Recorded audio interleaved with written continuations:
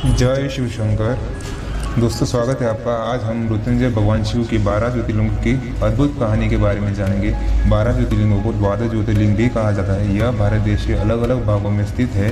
इन 12 ज्योतिर्लिंगों के दर्शन, पूजन और आराधना से भक्तों की मनोकामना पूर्ण होती है और जन्म जन्मांतर के पाप नष्ट हो जाते हैं। वे भगवान भोलेनाथ के कृपा के पात्र बनते हैं। भगवान शिव का महात्म्य सुनने वाला और सुनाने वाला दोनों ही शिव होते हैं, ऐसा माना जाता है। ऐसे ही समस्त जीवों के कल्याणकारी ज्योतिर्लिंगों की कथाओं के बारे में आज पहला भाग श्री सोमनाथ ज्योतिर्लिंग की कहानी हम सुनने जा रहे हैं। श्री सोमनाथ ज्योतिर्लिंग भारत के 12 ज्योतिर्लिंगों में प्रथम ज्योतिर्लिंग माना जाता है।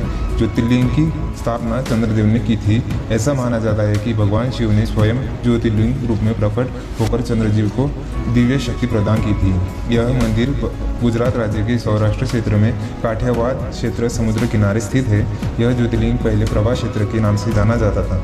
भगवान सोमनाथ ज्योतिर्लिंग की कथा पुराणों में भी वर्णन है। दक्ष प्रजापति की 27 कन्याओं थी। सभी का विवाह चंद्रदेव के साथ हुआ था, लेकिन उनमें से चंद्रमा ने प्रिय पत्नी रोहिणी को अधिक प्रेम दिया और अन्य पत्नियों की उपेक्षा करने लगी। जब यह बात उनकी अन्य पत्नियों ने अपने पिता दक्ष प्रजापति से कही तो दक्ष प्रजापति ने चंद्रमा को बहुत समझाया, लेकिन रोहिणी के वशीभूत होने के कारण चंद्रमा नहीं समझ पाए और दक्ष प्रजापति ने क्रोध में आकर उन्हें श्राप दे दिया कि वह धीरे धीरे क्षय हो जाएंगे। इस श्राप से कारण चंद्रमा की चमक धीरे धीरे समाप्त होने लगी, जिससे पृथ्वी पर अंधकार बढ़ने लगा और पूरे पृथ्वी जगत में त्राही त्राही होने लगी। चंद्रदेव ने इस श्राप से मुक्ति पाने के लिए भगवान ब्रह्मा जी के पास गए। ब्रह्मा जी ने उन्हें महामृत्युंजय भगवान शिव की आराधना करने की सलाह दी। इसके बाद चंद्रदेव ने प्रभा क्षेत्र, जो वर्तमान में सोमनाथ है, वहां जाकर भगवान शिव की घोर तपस्या की और महामृत्युंजय मंत्र का जाप किया। उनकी भक्ति से प्रसन्न होकर भगवान शिव प्रकट हुए और उन्हें श्राप से मुक्ति का वरदान दिया। लेकिन शिव जी ने कहा कि पूरी तरह श्राप समाप्त नहीं होगा, बल्कि एक चक्र में परिवर्तित हो जाएगा। इसी कारण चंद्रमा हर महीने शुक्ल पक्ष में बढ़ जाते हैं और कृष्ण पक्ष में घट जाते हैं। भगवान शिव की इस कृपा से चंद्रमा को पुनः शक्ति प्राप्त हुई और उन्होंने शिव जी को मानव कल्याण हेतु सोमनाथ ज्योतिर्लिंग की स्थापना की।